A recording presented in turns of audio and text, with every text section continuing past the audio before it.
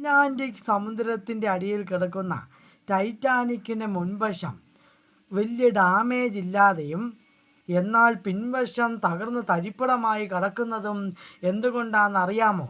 അതറിയുന്നതിന് മുമ്പ് ഈ video like ചെയ്യുക, ഷെയർ ചെയ്യുക, സബ്സ്ക്രൈബ് ചെയ്യുക. എല്ലാവർക്കും അറിയാം ടൈറ്റാനിക് ഒരു മഞ്ഞുമലയിൽ ഇടിച്ചാണ് തകർന്നതെന്ന്. കപ്പലിൻ്റെ മുൻവശമായ ബോൺ ആണ് മഞ്ഞുമലയിൽ ഇടിച്ചത്.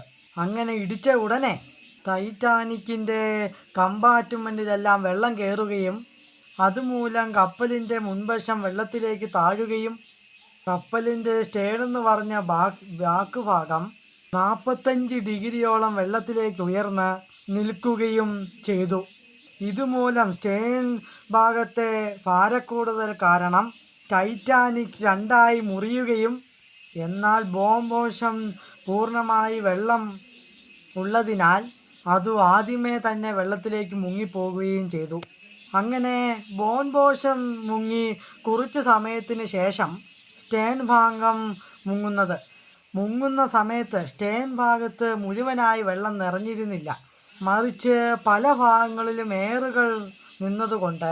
ഏറ് തങ്ങി നിന്നതുകൊണ്ട് മുങ്ങി കുറച്ച് ഏതാണ്ട് ആഴത്തിലെത്തിയപ്പോൾ അറ്റ്ലാന്റിക്കിലെ അതിശക്തമായ മർദ്ദം കാരണം സ്റ്റേൺ ഭാഗത്തിന് ഇംപ്ലോഷൻ എന്ന പ്രതിഭാസം സംഭവിച്ചു.